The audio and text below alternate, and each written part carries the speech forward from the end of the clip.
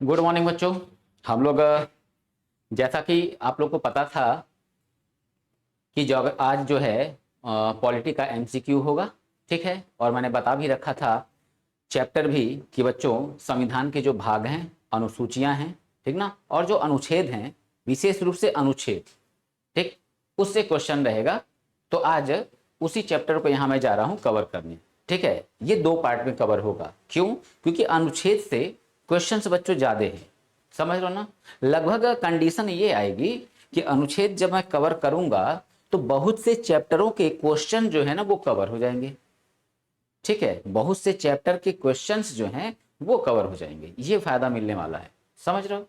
और फिर चैप्टर जो है उनका कराऊंगा ही। तो मैं क्या करूंगा, जो चैप्टर मान लो यहाँ पे मैंने क्वेश्चन दिया, अब आर्टिकल तो फंडामेंटल राइट में भी है, फंडामेंटल ड्यूटीज में भी है, डीपीएसपी में भी है, यानी नीति निर्देशक तत्व, संघ एवं राज्य क्षेत्र में भी है।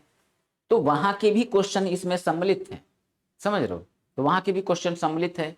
तो अब जो है उसको जब मैं कवर कर दूंगा आर्टिकल को, तो जब फंडामेंटल राइट के क्वेश्चन डालूंगा तो वो क्वेश्चन डालूंगा जो इसमें नहीं होगा। यानी कि हम फंडामेंटल राइट जब जाएंगे पढ़ने, उसका एमसीक्यू जब करेंगे तो हम लोग को क्वेश्चन बहुत ज्यादा नहीं मिलेंगे, समझ रहे हो। क्योंकि वहां पूरा पूरा आर्टिकल का ही खेल है फंडामेंटल राइट में, ठीक। और आर्टिकल जो है यहाँ मैं कवर कर रखा हूँ, ठीक। तो हम लोग समय ना गवाते हुए स्टार्ट करते हैं क्लास को और देखते हैं कि पॉलिटी में संविधान का भाग, अनुच्छेद, अनुसूची, ठीक, विशेष रूप से अनुच्छेद। पहले तो जो है संविधान के भाग और स्रोत वगैरह जो है उनसे क्वेश्चनों का, बाद में अनुच्छेद जो है वो आने लगेगा, ठीक है। तो देखते हैं हम लोग आज का पहला क्वेश्चन, ठीक है बच्चों। तो ये पॉलिटी एमसीक्यूज, ठीक। अब आ गया सामने हम लोग के क्वेश्चन नंबर फर्स्ट। भारतीय संविधान की कौन सी विशेषता जापान के, ठीक है, जापान के संविधान से ली गई, ठीक। अब यहां अच्छा एक बात और बोल दे, एक बात और बोल दे बच्चों। देखो कि मैंने कहा था कि जब एमसीक्यू मैं कराऊं, मैं यहां करीब करीब 50 क्वेश्चन कराऊंगा, ठीक है। 50 क्वेश्चन कराऊंगा, 50 या 55 तक, ठीक, मैं यहां कराऊंगा। तो आप पेन कॉपी लेके बैठ जाओ, क्वेश्चन यहां सामने है, आप खुद सोचो, ठीक है, क्या आंसर होगा, ठीक ना। इसका आंसर क्या होगा आप खुद सोचो पहले, ठीक, और अपना आंसर बना लो, ठीक है। क्वेश्चन नंबर 1, ठीक है, का ऐसे आप बना लो। या फिर एक काम और कर सकते हो कि जब जब मैं अब आज से 3 दिन बाद अब फिर पॉलिटी का यही जो टॉपिक मैं पढ़ा रहा हूं, मतलब क्वेश्चन जो करा रहा हूं, यही जो है अभी आगे आधा पार्ट इसका 3 दिन बाद फिर होगा। तो आप क्या करना, 1 से लेके 5 तक देखो, जैसे क्या करना है। क्वेश्चन नंबर फर्स्ट यहां ऑप्शन बनाओ, 2, 3, 4, 5, ठीक, ऐसे ऑप्शन बनाओ। मान लो क्वेश्चन नंबर फर्स्ट का, ठीक है, क्वेश्चन नंबर फर्स्ट का आंसर रहा ए, तो अपना आंसर बना लो ए, ठीक। क्वेश्चन नंबर 2 का आंसर, भाई क्वेश्चन क्या है अभी तो मैं नहीं देख रहा हूं, मान लो सी, 3 का डी, 4 का डी, 5 का बी। अब मान लो ऐसे है, बना लिए। फिर इसके बाद से जब मैं क्वेश्चन कराऊं तो उसके बाद से अपना मिलाते जाओ कि हाँ मेरा कौन कौन सा सही हुआ। पता चला हाँ ये हमारा सही है, चलो ठीक है, काउंट कर लिए, 50 में तुम्हारा एक तो चलो सही। फिर दूसरा ये मान लो गड़बड़ हो गया है, यानी एक तुम्हारा गलत हो गया, ये भी सही, ये भी सही, ये भी सही। यानी कि 5 क्वेश्चन में तुम देखे क्या कि 5 में हमारा 4 क्वेश्चन सही गया है। तो ओवरऑल पता क्या चला, 50 क्वेश्चन में कितना किए, तो कोई बच्चा 45 किया, कोई 42 किया, कोई 48 तक पहुंचा, कोई हो सकता हो 40 तक ही जाए, समझ लो। तो ऐसे आप बनाओ, अपना मूल्यांकन करो, समझ रहे हो बात को, अपना मूल्यांकन ऐसे करो कि कितना क्वेश्चन आप कर पा रहे हो, ठीक है। आते हैं हम लोग अपने टॉपिक पे।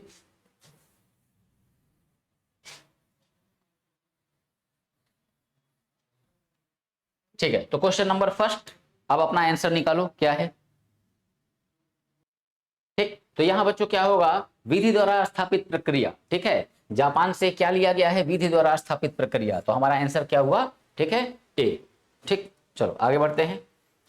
भारतीय संविधान ने एकल नागरिकता और सरकार की संसदीय प्रणाली की विशेषता किस देश के संविधान से ली है, ठीक। आंसर हमारा क्या होगा, यूनाइटेड किंगडम, या हम कह लें ब्रिटेन, ठीक ना, ब्रिटेन, ठीक, ब्रिटेन। अच्छा एकल नागरिकता, एकल नागरिकता मतलब ये बच्चों कि हमारे वहां नागरिकता केवल एक टाइप की है, ठीक ना, हमारा हमको नागरिकता देश का मिलता है, ठीक है, तो केवल एक नागरिकता है हमारी, वो है हमारे भारत देश की, तो भारत देश की नागरिकता है, तो इसी को कहते हैं एकल नागरिकता, ठीक। अगर हम उत्तर प्रदेश के निवासी हैं तो एक वोटर आईडी हमारा देश का है, दूसरा अगर उत्तर प्रदेश का होता तो हमारे वहां नागरिकता कैसी होती, दोहरी नागरिकता होती, ठीक। जैसे संयुक्त राज्य अमेरिका में, संयुक्त राज्य अमेरिका में नागरिकता का दोहरा प्रावधान है बच्चों, समझ रहे हो, ठीक है।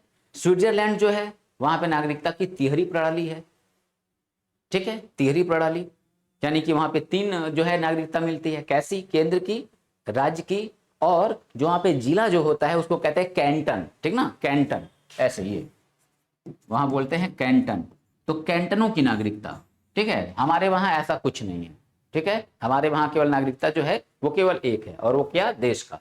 दूसरी तरफ संसदीय प्रणाली, ठीक ना, संसदीय प्रणाली, अब संसदीय प्रणाली जो है इसका चर्चा मैं संसद जब पढ़ाया था वहां बच्चों देखो मैं कर चुका हूं, जाके वीडियो, ठीक है, आप देख लो, ठीक, देख लो। तो यहां आंसर हमारा क्या हो रहा है, यूनाइटेड किंगडम या ब्रिटेन, ठीक। क्वेश्चन नंबर 3, भारतीय संविधान के स्वतंत्रता, समानता और बंधुत्व के सिद्धांतों को किस देश के संविधान से अपनाया गया था, तो हमारा आंसर क्या है, फ्रांस, ठीक ना, फ्रांस। हाँ, जहां किसी बच्चे को दिक्कत होगा सर यहाँ ये बात समझाइए, ठीक, मुझे बताना, मैं उसको जो है क्लियर कर दूंगा, समझ लो बच्चों, ठीक है, नेक्स्ट वीडियो में मैं उसको क्लियर कर दूंगा, ठीक है। चलो, किस देश के संविधान से अपनाया गया था, तो फ्रांस से, ठीक, फ्रांस से।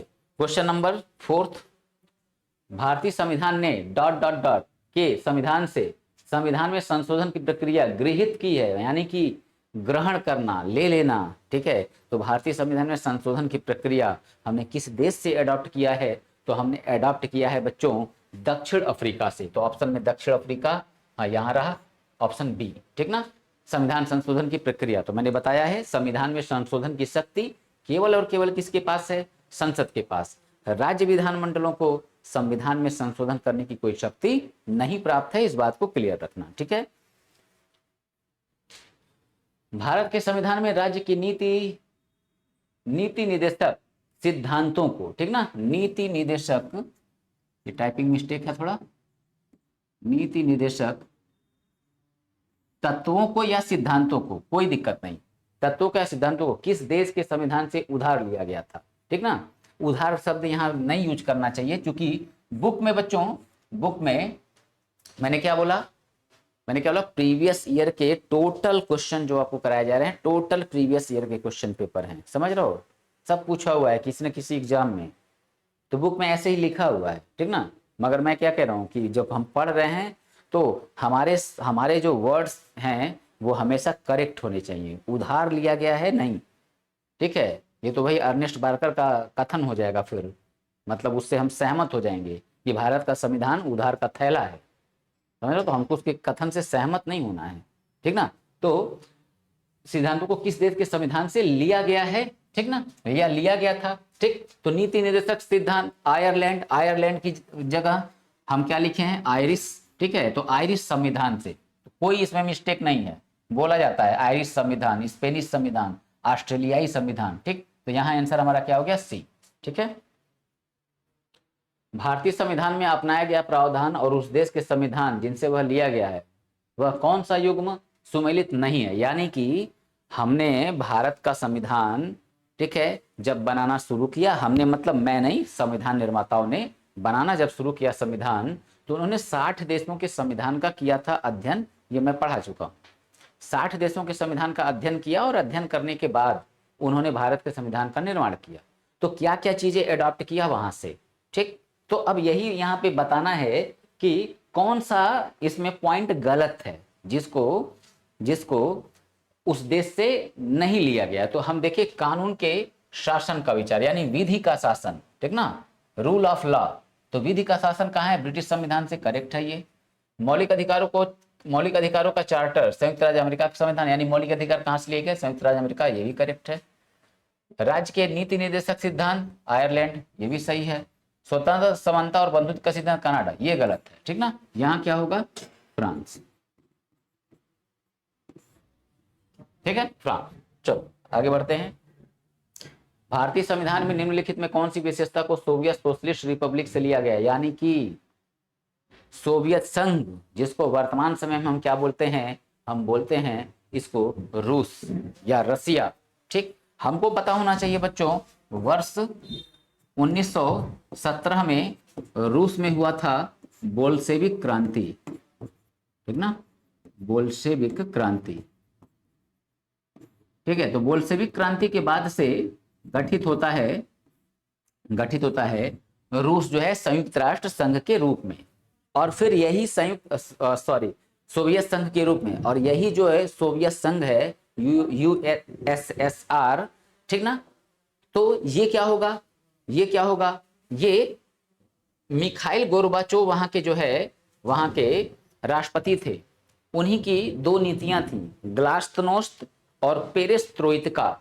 उस नीति के तहत क्या किया, सोवियत संघ का उन्होंने क्या किया, विघटन कर दिया, और फिर से जो है सोवियत संघ क्या बन गया, रूस बन गया। ठीक, तो रूस से लिया गया है क्या, अब देखना है, तो दो चीजें रूस से ली गई हैं। तो रूस से लिया गया है फंडामेंटल ड्यूटीज और 5 ईयर प्लान।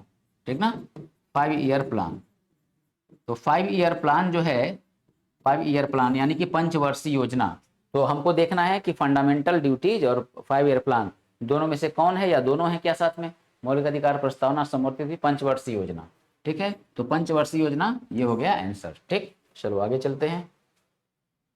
भारतीय संविधान में न्यायिक पुनर्विलोकन का सिद्धांत कहां से लिया गया है? जुडिशियल रिव्यू, न्यायिक पुनर्विलोकन कहां से लिया गया?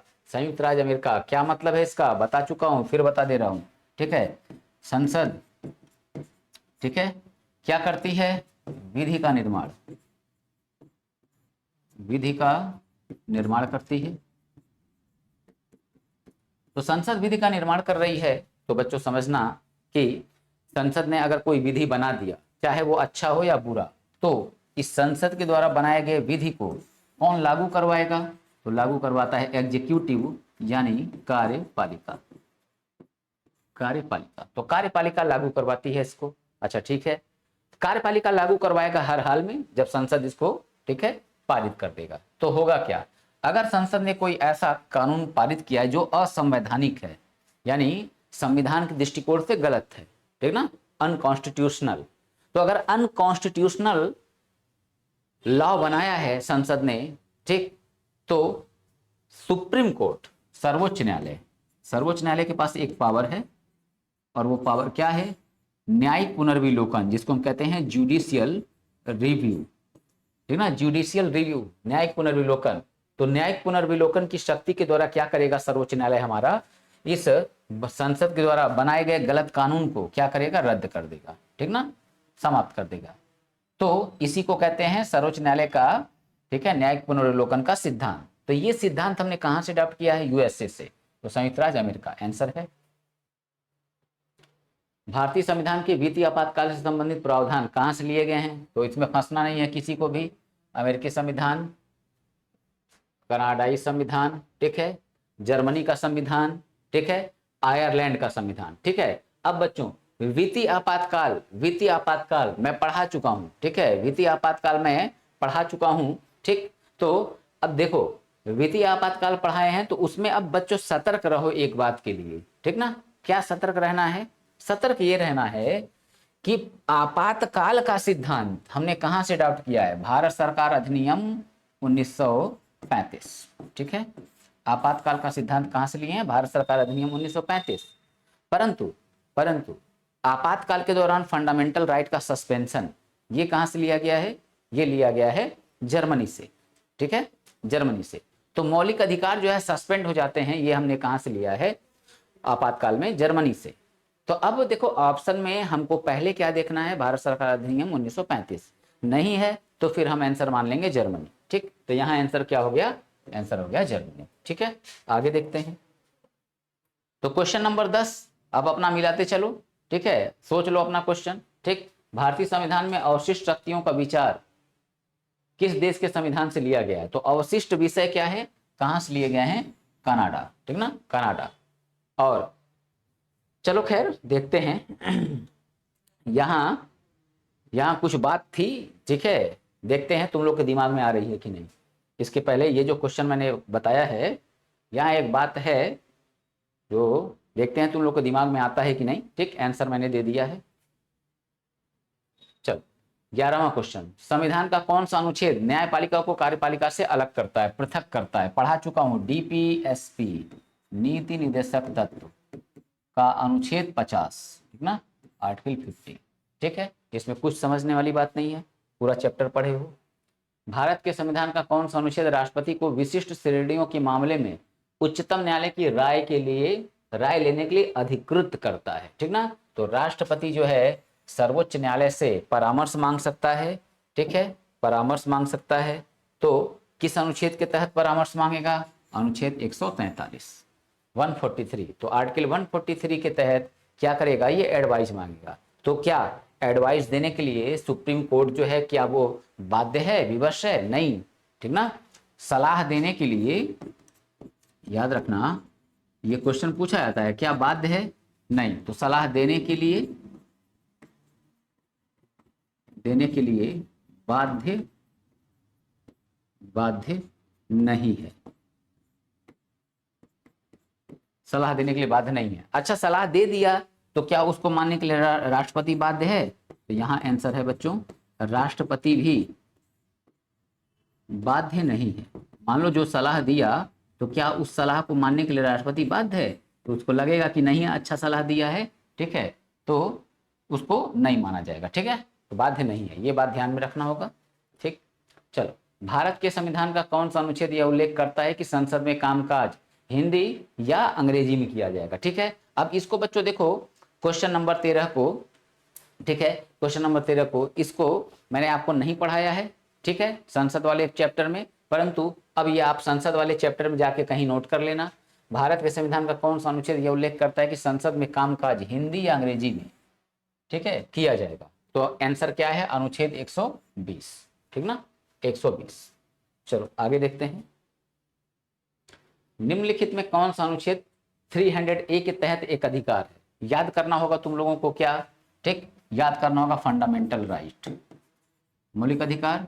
तो मौलिक अधिकार में बच्चों मैंने बताया था संपत्ति का अधिकार, जो कि कहां था? आर्टिकल 19 का क्लाज फर्स्ट का सब क्लॉज ए, ठीक है, सॉरी एफ, ठीक, एफ, ठीक है। तो ये अधिकार और कहां था? आर्टिकल 31। तो अब क्या है? ये एक विधिक अधिकार है, ठीक है, विधिक अधिकार है। और किस अनुच्छेद में है? तो अनुच्छेद 300 क या 300A। तो देखते हैं कौन सा अनुच्छेद 300A के तहत एक अधिकार है, ठीक है, तो संपत्ति का अधिकार, ठीक है। भारत के संविधान का निम्नलिखित में कौन सा अनुच्छेद संविधान संशोधन से संबंधित है? तो पढ़ा चुका हूं मैं, आर्टिकल 368। ये प्रावधान कहां से लिया गया है? ठीक है, तो साउथ अफ्रीका यानी दक्षिण अफ्रीका से संविधान में संशोधन का प्रावधान। मैं संविधान संशोधन का जाके चैप्टर देखो बच्चों, वहां मैंने बताया हुआ है कि 3 टाइप से संशोधन का प्रावधान है, परंतु अनुच्छेद 368 के तहत संशोधन का उल्लेख जो है वो केवल 2 टाइप का है, विशेष बहुमत से, और तीसरा विशेष बहुमत प्लस आधे राज्यों की विधानमंडलों का समर्थन। ठीक है, साधारण विधेयक जो है साधारण बहुमत जो है वो 368 में शामिल नहीं होता है। अब ये अगर ना समझ में आ रहा हो तो संविधान संशोधन वाला वीडियो जाके देख लो, फास्ट कर देना, 1.5 लगा देना और लगा के 1.5 पे, ठीक है, उसको देख सकते हो। ठीक है, चलो, भारत के संविधान के किस भाग में मौलिक अधिकारों को उल्लेख है? नो डाउट 3, कुछ समझना नहीं है इसमें। मौलिक कर्तव्य भारत के संविधान के किस अनुच्छेद में निहित है? No doubt 51A। निम्नलिखित में किस अनुच्छेद में कहा गया है कि राज्य किसी भी नागरिक के खिलाफ केवल धर्म, नस्ल, जाति, लिंग, जन्मस्थान या इनमें से किसी के आधार पर भेदभाव नहीं करेगा? तो आंसर है अनुच्छेद 15, ठीक ना, 15। चलो, अच्छा, यही बात अगर 16 में देखें तो 16 में क्या था?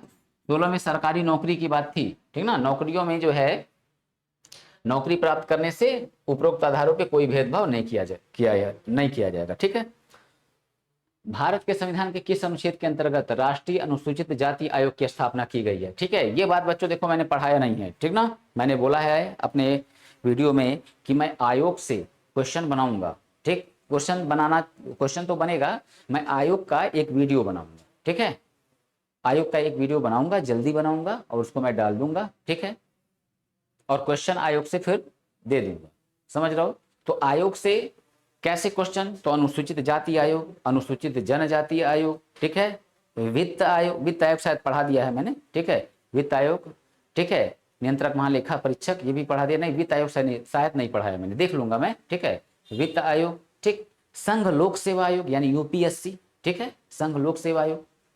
तो ये ऐसे संस्थाएं हैं बच्चों, कुछ इन संस्थाओं से भी क्वेश्चंस आते रहते हैं कभी कभार, ठीक ना, कभी कभार आते रहते हैं, तो वो उनको भी मैं कवर कर दूंगा, ठीक है, वीडियो पहले बनाऊंगा फिर क्वेश्चन, ठीक। तो अब यहां हम देखें, ठीक है, कि अनुसूचित जाति आयोग की स्थापना, ठीक है, किस अनुच्छेद के तहत की गई है, ठीक, तो अनुच्छेद 338, अनुच्छेद 338, 338, 338, ठीक।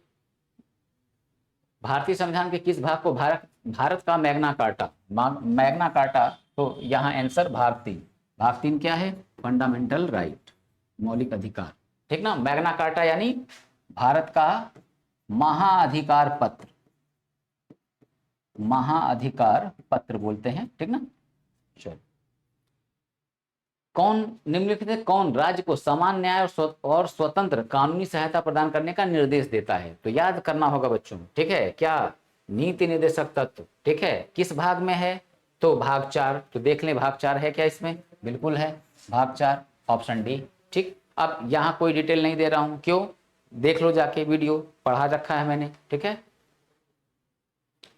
संविधान का निम्नलिखित में से कौन सा अनुच्छेद किसी व्यक्ति को अपनी पसंद के वकील से परामर्श लेने का अधिकार देता है, ठीक ना, तो अनुच्छेद कौन सा होगा बच्चों, 22 होगा, ठीक है, 22 याद करो जाके वीडियो, ठीक ना, 22, गिरफ्तार करने से पहले गिरफ्तारी के कारण, घर वालों को गिरफ्तारी की सूचना, 24 घंटे के अंदर मजिस्ट्रेट के सामने उपस्थित होना और अपना मनपसंद वकील नियुक्त करने का अधिकार, ठीक, याद आ गया। निम्नलिखित में किस अनुच्छेद में यह उल्लेख किया गया है कि निदेशक सिद्धांत यानी नीति निर्देशक तत्व न्याय संगत नहीं है, अनुच्छेद 37, बच्चों देखो याद करो, मैंने बताया है अनुच्छेद 37 में कि फंडामेंटल राइट न्याय संगत है, न्याय संगत मतलब क्या, न्यायालय द्वारा प्रवर्तनीय, ठीक ना, न्यायालय द्वारा प्रवर्तनीय, इन्फोर्सेबल, इन्फोर्सेबल मतलब क्या, कि अगर फंडामेंटल राइट हमारा छीना गया है या कम किया गया है तो हम गवर्नमेंट के अगेंस्ट यानी राज्य, फंडामेंटल राइट हमें किसके खिलाफ मिला है, राज्य के खिलाफ मिला है, तो हम राज्य के खिलाफ कहाँ जा सकते हैं, सुप्रीम कोर्ट या हाई कोर्ट। परंतु नीति निर्देशक तत्व में जो बात कही गई है, अगर वो पूरी नहीं हो रही है या वो खत्म कर दिया गया है, तो हम नीति निर्देशक तत्व के लिए सर्वोच्च न्यायालय या उच्च न्यायालय नहीं जा सकते हैं, उसी को कहते हैं कि नीति निर्देशक तत्व प्रवर्तनीय नहीं है, ठीक, यही बात लिखा है, न्याय संगत नहीं है, ठीक है।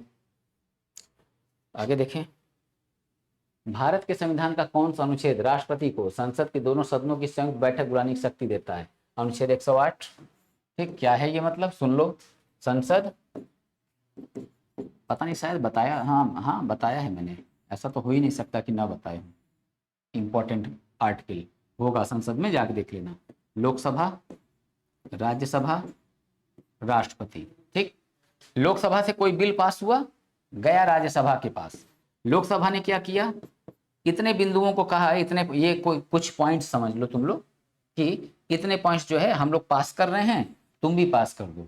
राज्यसभा कहा कि नहीं, हमको इस मामलों में दिक्कत है, इसको 2 ठो काट दो, लोकसभा कहा नहीं काटेंगे, वापस भेज दिया राज्यसभा को, कहा साइन करो तुम, राज्यसभा बोला कि नहीं साइन नहीं करूंगा मैं, वापस फिर इसको भेज देगा, तब क्या होगा, अब इस विधेयक में गतिरोध उत्पन्न हो गया, तो अब क्या होगा, राष्ट्रपति अनुच्छेद 108 के तहत बुलाएगा ज्वाइंट सेशन, ठीक ना, ज्वाइंट सेशन, संयुक्त अधिवेशन, और उसमें निर्णय जो है कैसे होगा, बहुमत के द्वारा यानी वोटिंग के द्वारा, ठीक। भारत के संविधान का कौन सा अनुच्छेद संसद के सत्र से संबंधित है, ठीक है, तो अब पूछ रहा है कि संसद का सत्र, हम मैंने बता रखा है बच्चों की राष्ट्रपति बुलाता है, ठीक, तो कौन सा अनुच्छेद जो है सत्र से रिलेटेड है, ठीक, तो सत्र से रिलेटेड अनुच्छेद जो है अनुच्छेद 85, ठीक ना, सत्र से रिलेटेड अनुच्छेद 85 यानी कि किस अनुच्छेद के तहत, ठीक है, संसद के सत्र का आह्वान किया जाता है यानी बुलाया जाता है, तो अनुच्छेद 85। भारतीय संविधान का अनुच्छेद 263, ठीक है। ये 4 देखो यहाँ संस्थाएं हैं जिसमें भारतीय चुनाव आयोग पढ़ा चुका हूं, ये पढ़ाना है अंतर्राज्यीय परिषद, पिछड़ा वर्ग आयोग, ये सब पढ़ाना है। राज्य चुनाव आयोग से क्वेश्चन नहीं पूछता, ये नहीं पढ़ाएंगे, ठीक है। ये दोनों पढ़ाएंगे हम आगे, जैसे अभी कुछ देर पहले बोले थे, ठीक। तो 263 किसकी स्थापना से संबंधित है, तो इसका आंसर बच्चों क्या होगा, तो इसका आंसर आसान सा है, अंतर्राज्यीय परिषद, ठीक ना, अंतर्राज्यीय परिषद, ठीक है। भारत के संविधान का कौन सा अनुच्छेद कानूनों के समान संरक्षण और कानून के समस्त समानता प्रदान करता है? बहुत आसान सा क्वेश्चन है बच्चों, ठीक है। अनुच्छेद 14, ठीक है, अनुच्छेद 14 बता रखे हैं ना 14 में कि क्या कहा गया है, भारत में प्रत्येक व्यक्ति विधि के समक्ष समता तथा विधियों का समान संरक्षण प्राप्त करेगा, ठीक है, बता चुका हूं।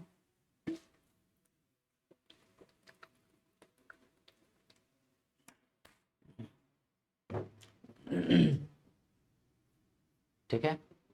भारत में राज्य के नीति निर्देशक सिद्धांतों के तहत निम्नलिखित में से किस अनुच्छेद में ग्राम पंचायतों के गठन की बात की गई है, ठीक।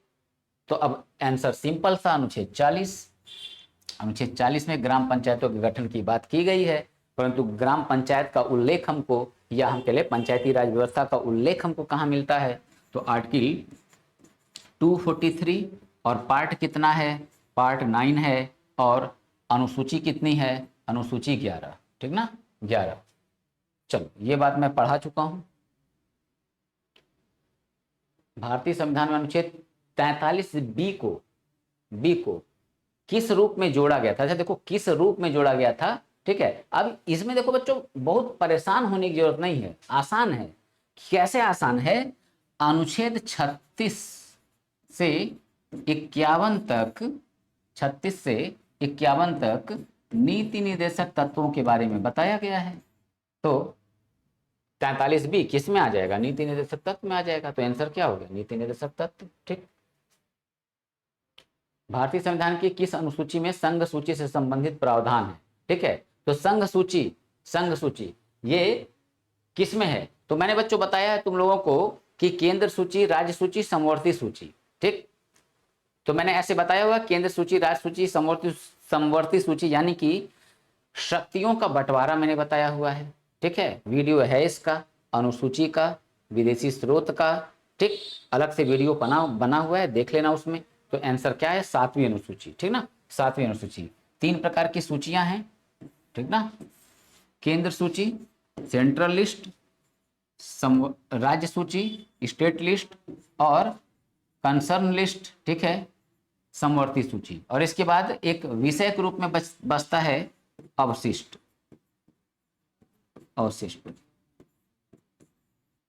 ठीक, अवशिष्ट। फिर यहां प्रश्न है, मैंने भी थोड़ी देर पहले क्या कहा था, मैं जानबूझ के कुछ चीजें ऐसी होती हैं नहीं बताता हूं। क्यों नहीं बताता हूं? कि तुम लोग के दिमाग में देखे वो चीज आ रही है कि नहीं। ये सोचने की क्षमता बढ़ानी है बच्चों हम लोग को। मैं यहाँ जो क्वेश्चन करा रहा हूँ, ठीक है, थोड़ी देर पहले मैंने कहा कि मैं जो है उसकी टाइपिंग किताब से करवाया हूँ, ठीक है। प्रीवियस ईयर में क्वेश्चन पूछे गए, मैंने उससे कराया है। तो क्या वो चीजें तुम लोग तक नहीं पहुंच पाएंगी? बिल्कुल पहुंचेंगी, समझ रहे हो, बिल्कुल पहुंचेंगी। तो है क्या, है ये कि हमको अपना दिमाग ओपन करना होगा, खोलना होगा, इसको तेज करना होगा, ठीक है। वरना जो कुछ मैं दे रहा हूं ऐसा नहीं है कि मार्केट में ये अवेलेबल नहीं है, किसी किताब में इस बात का जिक्र नहीं है, मैं अकेला व्यक्ति हूं जो बता रहा हूं, बिल्कुल नहीं, ठीक है। तो इसलिए बस है क्या कि मैं कुछ चीजों को जानबूझ के नहीं बताता हूं। देखिए तुम लोग वहां तक सोच पा रहे हो कि नहीं? अभी भी यहाँ कुछ सोचने की बात है, देखते हैं। चलो, तो 7वीं अनुसूची, भारतीय संविधान के किस अनुच्छेद में उल्लेखित है कि राष्ट्र भारत के पूरे क्षेत्र में नागरिकों के लिए एक समान नागरिक संहिता को सुरक्षित करने का प्रयास करेगा? जाके नीति निर्देशक तत्व वाला वीडियो देख लेना, ठीक। अनुच्छेद 44 समान नागरिक संहिता, पूरा उसी में 3 तलाक वगैरह का मैटर जो है, ठीक है, उत्तराधिकार अधिनियम वगैरह मैं चर्चा कर रखा हूं, ठीक। भारतीय संविधान का कौन सा भाग राज्य के नीति निर्देशक तत्वों से संबंधित है? तो कौन सा भाग नीति निर्देशक तत्वों से संबंधित है? शायद ये दूसरी बार रिपीट हो रहा है, ठीक है, भाग 4। भारतीय संविधान का कौन सा अनुच्छेद जो राज्यपाल की सभी कार्यकारी शक्तियों से संबंधित है। राज्यपाल वाला चैप्टर जाके देखो बच्चों, ठीक है, राज्यपाल वाला चैप्टर जाके देखो, पढ़ा रखा है मैंने, अच्छे से बताया हुआ है। अनुच्छेद 154, भारतीय संविधान के किस भाग में संघ लोक सेवा आयोग का प्रावधान है? ठीक है, अब संघ लोक सेवा आयोग का प्रावधान मैंने कहा है, ठीक है, इसको मैं बताऊंगा, इसको तुम लोग नहीं कर पाओगे अभी, ठीक है, तो ये हो जाएगा भाग 14, ठीक ना, भाग 14 पढ़ाऊंगा मैं इसको, संघ लोक सेवा आयोग। कौन सा अनुच्छेद संघ की कार्यपालिका शक्ति से संबंधित है? तो संघ की कार्यपालिका शक्ति बता रखा है मैंने, कहां से कहां तक है, 52 से लेकर 78 तक है। और इसका भाग क्या है? तो भाग है 5, पार्ट 5, तो पार्ट 5 आर्टिकल 52 से 78, तो आंसर हो गया ये, ठीक है। अनुच्छेद 32 को भारत के संविधान का हृदय और आत्मा किसने कहा है? तो नो डाउट B.R. अम्बेडकर, ठीक। एक व्यक्ति थे डॉक्टर ठाकुरदास भार्गव, डॉक्टर ठाकुरदास भार्गव। तो अब डॉक्टर ठाकुरदास भार्गव जो हैं, ये क्या बोले थे? ये प्रस्तावना को, ये प्रस्तावना को क्या बोले हैं? ये प्रस्तावना को बोले थे संविधान की आत्मा, समझ रहे हो, प्रस्तावना को बोले संविधान की आत्मा, तो ये बात याद रखनी होगी, ठीक। और अंबेडकर जी ने किसको बोला? अनुच्छेद 32 को। अनुच्छेद 32 में क्या है? अनुच्छेद 32 में संवैधानिक उपचारों का अधिकार है, उसमें 5 प्रकार के रिट हैं, बता चुका हूं मैं, वो भी पढ़ा चुका हूं, ठीक है, देख लेना।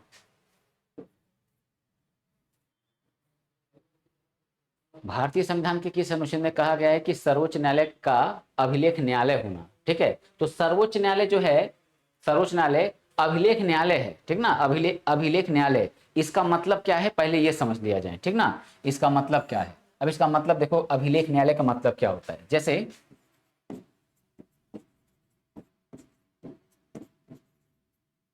अभिलेख न्यायालय, अभिलेख न्यायालय मतलब ये कि सर्वोच्च न्यायालय ने बच्चों अगर किसी मामले पे निर्णय दिया, ठीक ना, सर्वोच्च न्यायालय ने मान लो किसी मामले पे निर्णय दिया, तो वो एक रिकॉर्ड के रूप में जमा हो जाता है। और जो नीचे के न्यायालय हैं, समझ रहे हो, जो नीचे के न्यायालय हैं, उच्च न्यायालय, जिला न्यायालय, होगा क्या, वो लोग सुप्रीम कोर्ट के इस निर्णय को अभिलेख न्यायालय के रूप में मानते हैं। और अब उस टाइप का केस अगर आ गया हाई कोर्ट में, ठीक ना, अगर हाई कोर्ट में आ गया तो फिर क्या होगा?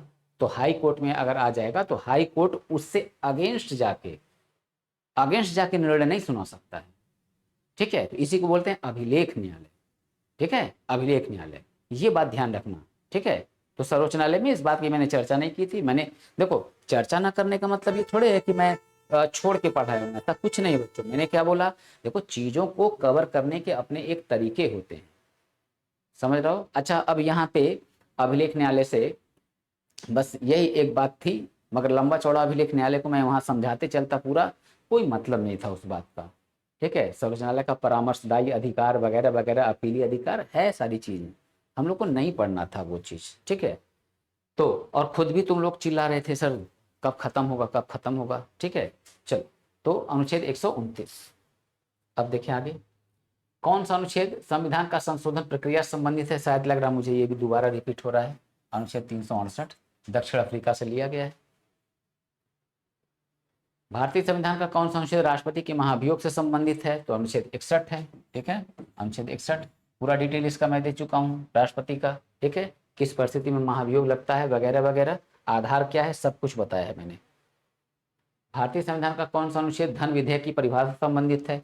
तो अनुच्छेद 110, धन विधेयक है क्या, समझाया हूं मैं, ठीक है, फिर रिपीट करेंगे, टाइम लगेगा, कोई मतलब नहीं, ठीक। तो अनुच्छेद 110 जो है धन विधेयक से संबंधित है। क्या है धन विधेयक? जाके वीडियो संसद वाला चेक कर लो, ठीक। सभी अल्पसंख्यकों को, चाहे वो धर्म या भाषा पर आधारित हो, अपनी पसंद के शिक्षण संस्थानों की स्थापना और उसके प्रशासन करने का अधिकार इनके पास होगा। यह अधिकार कौन सा अनुच्छेद देता है? ठीक, तो याद रखना होगा अनुच्छेद 30, ठीक। और इसको मैंने बता रखा है क्या, कि यह अनुच्छेद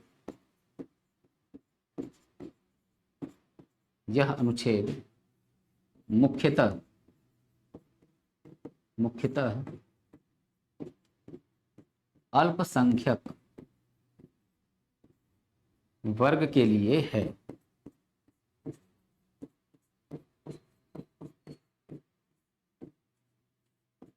ठीक है, अल्पसंख्यक वर्ग के लिए। ठीक, फंडामेंटल राइट जाके देख लेना। ठीक, अच्छा, क्वेश्चन नंबर 42। ठीक, तो क्वेश्चन नंबर 42 को हम लोग देखते हैं बच्चों, ये क्या कह रहा है क्वेश्चन नंबर 42। ठीक, तो भारतीय संविधान का कौन सा अनुच्छेद उपराष्ट्रपति के चुनाव से संबंधित है? तो उपराष्ट्रपति के चुनाव से संबंधित कौन है? तो अनुच्छेद 66 है। ऑप्शन ए अनुच्छेद 66। ठीक ना, आर्टिकल 66। ठीक, हो सकता हो उपराष्ट्रपति के चैप्टर में मैं ये आर्टिकल ना पढ़ाया हूं, तो जहां पे उपराष्ट्रपति का चुनाव हेडिंग पड़ा होगा, जिसमें मैंने तुम लोग को बताया होगा कि उपराष्ट्रपति के चुनाव में लोकसभा राज्यसभा के सभी सदस्य, यानी कि क्या, राज्यसभा में 12 मनोनीत सदस्य, लोकसभा में 2 एंग्लो इंडियन, ठीक, ये पार्टिसिपेट नहीं करेंगे, भाग नहीं लेंगे। ठीक, तो अगर वहां नहीं लिखे हैं, ठीक, तो जाके मेंशन कर लेना, क्योंकि प्रीवियस ईयर में पूछा हुआ है, तो याद रखोगे तो अच्छा है। भारतीय संविधान का कौन सा अनुच्छेद एक सर्वोच्च न्यायालय को नागरिकों के मौलिक अधिकारों के प्रवर्तन के लिए रिट जारी करने का अधिकार देता है? ठीक ना, तो देखो बच्चों, सर्वोच्च न्यायालय किस अनुच्छेद के तहत जारी करता है? अनुच्छेद 32 के तहत। 5 प्रकार के रिट हैं, 5 प्रकार के रिट। 5 प्रकार के रिट कौन कौन से? तो 5 प्रकार के रिट मैंने बच्चों बता रखा है। बंदी प्रत्यक्षीकरण, परमादेश, प्रतिषेध, उत्प्रेषण और अधिकार परीक्षा। समझ रहे हो? तो ये 4 प्रकार के 5 प्रकार के रिट मैंने बच्चों बताए थे। ठीक, अभी जो 5 प्रकार का रिट मैंने बताया था, उसमें मैंने ये भी बता दिया था कि रिट जारी करने का अधिकार न्यायालय के हमारे वहाँ जो 3 क्रम हैं, उसमें 2 लोगों को प्राप्त है रिट जारी करने का अधिकार। तो रिट जारी करने का अधिकार किसे किसे प्राप्त है? सुप्रीम कोर्ट को और हाई कोर्ट को। डिस्ट्रिक्ट कोर्ट को रिट जारी करने का अधिकार नहीं प्राप्त है। ठीक है, ठीक, इसके पास तो अधिकार ही नहीं है रिट जारी करने का, मगर हाई कोर्ट के पास है। तो हाई कोर्ट के पास जो है वो किस अनुच्छेद के तहत है? तो अनुच्छेद 226 के तहत। ठीक है, 226। और सुप्रीम कोर्ट जो है इसको इसको किस अनुच्छेद के तहत है? तो सुप्रीम कोर्ट को अनुच्छेद 32 के तहत। ठीक है, बात क्लियर बच्चों? अनुच्छेद 32 सुप्रीम कोर्ट, हाई कोर्ट अनुच्छेद 226। ठीक, चलो, तो इतनी बात क्लियर। ठीक, आगे बढ़ते हैं। भारत का चुनाव आयोग, ठीक ना, सेंट्रल इलेक्शन कमीशन, देश में स्वतंत्र और निष्पक्ष चुनावों का प्रहरी है। और भारत के संविधान का इस कौन सा अनुच्छेद, वहां डॉट डॉट दिया हुआ है, ठीक ना बच्चों, डॉट डॉट दिया हो, तो इसका मतलब ये है कि कौन सा अनुच्छेद जो है ये इसकी स्थापना का प्रावधान करता है। इलेक्शन कमीशन भी बच्चों में पढ़ा चुका हूं, ठीक ना, इलेक्शन कमीशन भी पढ़ा चुका, और इसमें हम लोगों को बहुत बिल्कुल नहीं परेशान होना है। ठीक है, तो आर्टिकल क्या है? आर्टिकल है 324। मैंने बताया रखा था बच्चों 324 से 329 तक, 329 तक। ठीक है, 324 से 329 हमको क्या पढ़ने को मिलता है? तो हमको पढ़ने को मिलता है निर्वाचन आयोग। कौन सा निर्वाचन आयोग? निर्वाचन आयोग 2 है, एक राज्य का है, दूसरा केंद्र का है। तो जो केंद्र का निर्वाचन आयोग होगा, ठीक है, उसका यहाँ पे विवरण हम लोगों को मिलता है। ठीक है, चलो, तो ये बात क्लियर। तो हाँ, आंसर लगा देते हैं, अनुच्छेद 324। भारतीय संविधान के अनुच्छेद अब डॉट डॉट में कहा गया है कि सामाजिक और शैक्षणिक रूप से पिछड़े वर्गों के लिए राष्ट्रीय पिछड़ा वर्ग आयोग के रूप में जाना जाने वाला एक आयोग होगा। ठीक, अब एक आयोग होगा, ये कह रहा है कि किस अनुच्छेद के तहत होगा। ठीक है, तो किस अनुच्छेद के तहत होगा? तो अनुच्छेद 338 बी। ठीक ना, बी। अब यहाँ कुछ बताएंगे नहीं, क्यों?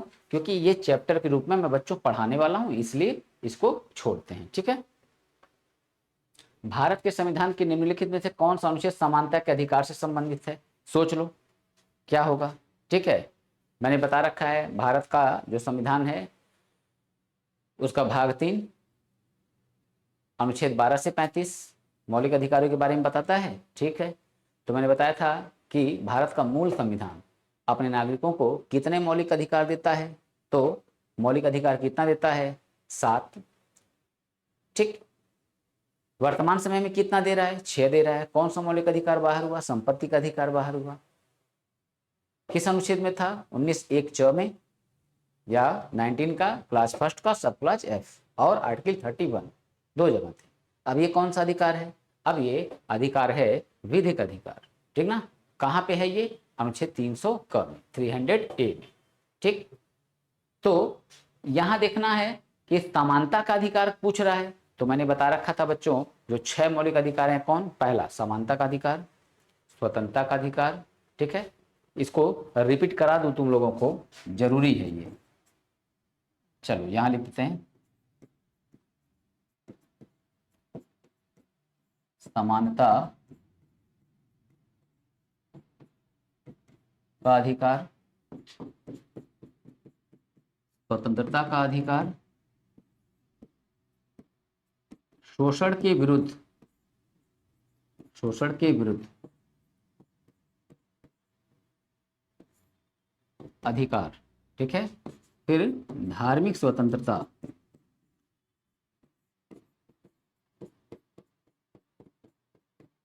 का अधिकार, ठीक। इसके बाद हम लोगों ने क्या देखा था? शिक्षा एवं संस्कृति का अधिकार, ठीक। और छठवां देखा था हम लोगों ने संवैधानिक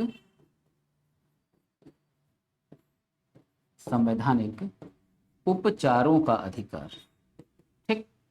तो अब इसका आर्टिकल क्या क्या था? तो आर्टिकल बच्चों मैंने बता रखा था, आर्टिकल क्या क्या था। देखो आर्टिकल कौन कौन है। ये क्या हो गया? 14 से लेकर 18 तक, 19 से 22, 23 और 24, 25 से 28, 29 और 30, और ये अनुच्छेद 32, ठीक है। ऐसे मैंने बताया था। तो अब समानता का अधिकार पूछ रहा है, कौन से अनुच्छेद से संबंधित है? तो हो तो गया आंसर यहां सामने, ठीक है। ए 14 से 18, समझ रहे हो, 14 से 18। तो यही बस ध्यान रखना है, ठीक है बच्चों। चलो 14 से 18, ठीक है। भारत के संविधान का कौन सा भाग नागरिकता से संबंधित है, ठीक ना। तो नागरिकता से संबंधित भाग कौन सा है? तो भाग 1 था संघ एवं राज्य क्षेत्र, और दूसरा क्या था? दूसरा भाग नागरिकता से संबंधित था, तो भाग 2, ठीक ना। भाग दो क्या है? नागरिकता से संबंधित। अच्छा, इसका आर्टिकल कहां से कहां तक है? तो अनुच्छेद 1 से लेकर 4 तक संघ राज्य क्षेत्र है, संघ राज्य क्षेत्र। और फिर 5 से लेकर 11 तक क्या है? सिटीजनशिप यानी नागरिकता, ठीक। 12 से लेकर 35 तक फंडामेंटल राइट, और फिर हम लोगों ने ध्यान जाना है 36 से 51 नीति निर्देशक तत्व, ठीक। तो यहां आंसर हमारा क्या हो गया? भाग 2। भारत के संविधान के अनुच्छेद 57 में कहा गया है कि, ठीक, कहा गया कि, अब क्या कहा गया? अनुच्छेद 48, सॉरी, ये क्वेश्चन नंबर 48, ठीक। तो क्या किया गया कि चेक करें, एक व्यक्ति जो राष्ट्रपति के रूप में पद धारण करता है या जिसने पद धारण किया है, इस संविधान के अन्य प्रावधानों के अधीन उस पद के लिए फिर से चुनाव के लिए पात्र होगा। बिल्कुल, यानी कि यहां हम देखें तो राष्ट्रपति का, ठीक है, पुनर्निर्वाचन की पात्रता, ठीक ना, पढ़ा चुका हूं बच्चों में ये, ठीक है। राष्ट्रपति वाले चैप्टर में मैंने बताया पुनर्निर्वाचन की पात्रता, ठीक। क्या हो गया आंसर? आंसर हो गया फर्स्ट, ठीक ना, ए, ठीक। आगे आते हैं। भारत के संविधान का अनुच्छेद 360 क्या प्रदान करता है, ठीक है। अब तुम लोग सोच लो क्या बताएं, क्या प्रदान करता है? बहुत आसान सा क्वेश्चन, वित्तीय आपातकाल, ठीक ना, वित्तीय आपातकाल। 352 क्या था? 352 था राष्ट्रीय आपात, 356 क्या था? राष्ट्रपति शासन था, और 360 क्या था? तो 360 बच्चों था वित्तीय आपातकाल। बिल्कुल आसान, ठीक। आगे चले। भारत के संविधान के निम्नलिखित में से किस अनुच्छेद ने संसद को 25 जनवरी 1965 के बाद भी आधिकारिक उद्देश्यों के लिए अंग्रेजी के लिए निरंतर उपयोग के लिए कानून द्वारा प्रदान करने का अधिकार दिया, ठीक। थोड़ा सा प्रश्न में बच्चों जटिलता दिख रही है, ठीक ना, प्रश्न में जटिलता दिख रही है, परंतु यहाँ बिल्कुल घबराने की जरूरत नहीं है, ठीक है, घबराने की जरूरत नहीं है। अनुच्छेद जो है 343, ठीक ना, 343, ठीक, का ये क्लास थर्ड, ठीक। अब देखो समझना है, भारत के संविधान के निम्नलिखित में से किस अनुच्छेद ने संसद को 25 जनवरी 1965 के बाद भी आधिकारिक उद्देश्यों के यानी कि सरकारी कामकाज के लिए, ठीक, अंग्रेजी का निरंतर उपयोग करने के लिए कानून द्वारा, ठीक है, अधिकार प्रदान किया। ठीक, यानी कि हम आसान शब्द में आ जाएं कि अंग्रेजी के रूप में, ठीक है, सरकारी कामकाज जो है अंग्रेजी भाषा में सरकारी कामकाज किए जाएं, ठीक है, कब से? 25 जनवरी 1965 के बाद भी, ठीक है, 65 तक प्रावधान जो है वो अलग था, 65 के बाद भी क्या था, 65 के बाद भी क्या अधिकार दिया गया कि आप जो है अंग्रेजी में ही करिए। तो बच्चों देखो, सुप्रीम कोर्ट, हाई कोर्ट, ठीक ना, यानी न्यायालय, तो न्यायालय के कामकाज जो है बच्चों, समझ रहे हो, वो मैक्सिमम किस में होते हैं? 99% मैक्सिमम वो किस में? इंग्लिश में। ठीक है, वही अधिकार की बात हो रही है। ठीक है, तो इसको अनुच्छेद 343, ठीक है, क्लास 3, ठीक है, तो इस रूप में दिया गया। हो गया, आगे बढ़ते हैं। भारत के संविधान का कौन सा भाग, ठीक है, देश के भीतर व्यापार और वाणिज्य की, ठीक है, व्यापार और वाणिज्य की स्वतंत्रता प्रदान करता है? ठीक है, तो भाग पूछा है बच्चों यहाँ पे, तो भाग है 13। ठीक है, तो अब जैसे हमारे वहाँ एक राज्य से दूसरे राज्य में, ठीक है, वस्तुओं का इंपोर्ट एक्सपोर्ट होता है ना, ठीक है, व्यापार होता है ना, तो ये व्यापारिक अधिकार, ठीक, देश के भीतर व्यापार वाणिज्य यानी देश के अंदर अगर हम व्यापार कर रहे हैं तो सामान ले आ रहे हैं, ले जा रहे हैं, तो ये हमें कौन सा भाग, ठीक है, अधिकार प्रदान कर रहा है? अधिकार प्रदान करना मतलब क्या कि किस भाग में इस बात का उल्लेख है? ठीक, तो वो भाग क्या हो गया? 13। ठीक, भारत के संविधान का कौन सा अनुच्छेद घोषित करता है कि भारत के संविधान 1950 के प्रारंभ से पहले भाग 3 के साथ असंगत कानून अमान्य है? ठीक ना, अब यहाँ क्या कर रहा है बच्चों, यहाँ कह रहा है कि कौन सा अनुच्छेद घोषित करता है, ठीक है, कौन सा अनुच्छेद जो है घोषित करता है कि भारत के संविधान, यानी कि जब भारत का संविधान, ठीक है, 26 जनवरी 1950 को प्रारंभ होता है, ठीक, उससे पहले, प्रारंभ से पहले भाग 3 के साथ असंगत कानून अमान्य है। ठीक है, अमान्य है।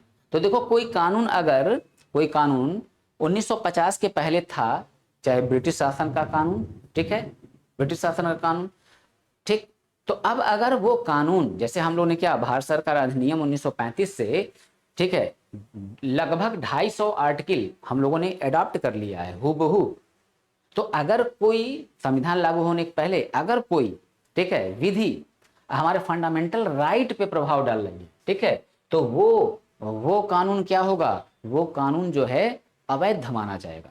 समझ रहे हो? इसका मतलब क्या है कि संविधान लागू होने के बाद 1950 के बाद, ठीक, हमको फंडामेंटल राइट सब प्राप्त हो गए, परंतु उसके पहले जो कानून था, अगर वो कानून फंडामेंटल राइट पे प्रभाव डाल रहा है, उसकी वजह से फंडामेंटल राइट जो है कम हो रहा है, तो जो कानून कम कर रहा है फंडामेंटल राइट को, उस कानून को क्या किया जाएगा? अमान्य कर दिया जाएगा, यानी असंवैधानिक और गलत मान लिया जाएगा। ठीक, यही बात बोल रहा है अनुच्छेद 13। ठीक ना, अनुच्छेद 13। ठीक है, तो 13 में इस बात का उल्लेख है। ठीक, आगे बढ़ते हैं। भारत के संविधान के अनुच्छेद 80 के अनुसार राज्यसभा के सदस्यों की कुल संख्या इससे अधिक नहीं हो सकती है। ठीक है, ये बच्चों अधिकतम सदस्य संख्या और वर्तमान सदस्य संख्या दोनों मैंने बता रखा है, अधिकतम बता रखा है, वर्तमान बता रखा है। तो यहाँ साफ साफ कह रहा है, अधिक से अधिक पूछ रहा है, अधिक नहीं हो सकती है, तो कितना नहीं हो सकता? अधिकतम मैंने बताया 250 और वर्तमान मैंने क्या बताया है? 245। तो आंसर क्या हो गया? 250। ठीक, भारत के संविधान का कौन सा भाग संघ और राज्यों के बीच संबंधों से संबंधित है? ठीक है, तो संघ और राज्य के बीच जो संबंध होते हैं, यानी कि केंद्र का संबंध राज्य के साथ कैसे है, क्या है, समझ रहे हो, उसकी अगर पूरी जानकारी लेनी है तो संघ राज्य, ठीक ना, जो संघ राज्य चैप्टर है, ठीक, भाग 11, अगर हम इसको देख लें भाग 11 तो हमको ये समझ में आ जाएगा। ठीक, अब देखो बच्चों क्या किया है, यहाँ पे ऐसे क्वेश्चन बना के पूछ तो लिया है, समझ रहे हो, यहाँ पे ऐसे क्वेश्चन बना के पूछ लिया है, परंतु एक इस बात के लिए निश्चिंत रहो, बहुत रेयरेस्ट केस में यहाँ से क्वेश्चन आते हैं। केंद्र राज्य संबंध से, ये अलग से चैप्टर है केंद्र राज्य संबंध, समझ रहे हो, परंतु वनडे एग्जामिनेशन में यहाँ से क्वेश्चन बहुत कभी कभार आते हैं, 5 साल 4 साल ऐसे आता है, इतने पे आता है, ठीक ना। 6 साल 8 साल देता ही नहीं है क्वेश्चन, ठीक। तो मैं बार बार एक बात कहता हूं कि जीएस में एक प्रॉब्लम क्या है, जीएस में एक प्रॉब्लम बच्चों ये है, चीजें पढ़नी बहुत ज्यादा है, ठीक है, पढ़नी बहुत ज्यादा है। तो आप उन सेक्टरों को बहुत लाइटली लो जहां से क्वेश्चन कभी कभार आते हों, ठीक है, या नहीं आते हैं। नहीं आते हैं तो बिल्कुल छोड़ ही दो, और आता है, ठीक, मगर 8 साल में 6 साल में 10 साल में दे रहा है, तो फिर कौन बैठ के 10 साल तैयारी कर रहा है, समझ रहे हो। हम लोग का तो उद्देश्य क्या है कि पढ़ाई कर रहे हैं 1 ईयर 2 ईयर मैक्सिमम, इसी के अंदर नौकरी पाले, समझ रहे हो, पाले। तो 1 ईयर 2 ईयर भी हमारा तो मानना यही है, क्लास स्टार्ट किए, कोर्स खत्म हुआ, वैकेंसी आई, हो जाए सबकी नौकरी। परंतु सच्चाई तो सब लोग जान रहे हो ना, मैं भी जान रहा हूँ, आप लोग भी जान रहे हो, ठीक है। तो यहाँ आंसर हो गया भाग 11, ठीक। अच्छा, 55, भारतीय संविधान का अनुच्छेद 21 किससे संबंधित है? राइट टू लाइफ, जीवन का अधिकार, ठीक, राइट टू लाइफ, जीवन का अधिकार किस अनुच्छेद में है? अनुच्छेद 21 में है, ठीक ना, अनुच्छेद 21 में। तो बच्चों आज हम लोगों को 55 क्वेश्चंस करने थे, हम लोगों ने 55 क्वेश्चन कंप्लीट किया। अब 3 जो है वीडियो पढ़ेंगे, किसके? 3 वीडियो पढ़ेंगे ज्योग्राफी के। ये 3 वीडियो जब ज्योग्राफी का पड़ जाएगा तो फिर अभी इसका 55 क्वेश्चन अभी आर्टिकल से ऐसे ही और है, ठीक है, फिर हम उस पे आएंगे, समझ रहे हो, फिर हम आ जाएंगे उस पे, ठीक। तो उसको कंप्लीट करा देंगे, अनुच्छेद खत्म, लगभग लगभग ज़्यादा अनुच्छेद जो है तुम लोग का कवर हो जाएगा, और बाकी चैप्टर से जो कुछ बचे हैं वो फिर उसके 3 दिन बाद फिर कराऊंगा, ठीक है। तो आज की क्लास को बच्चों यहीं रोकते हैं, और मैंने जो बोला था बीच में कि कुछ जगह पे जो है कि उम्मीद है कि खुद तुम लोग को क्वेश्चन पूछना चाहिए, तो देखते हैं कमेंट बॉक्स में कि पूछते हो कि नहीं, मेरा इंडिकेशन कहाँ था उसको पकड़ पाए हो कि नहीं, देखते हैं हम लोग, ठीक है। चलो फिर आज की क्लास को यहीं पे समाप्त करते हैं, ठीक है।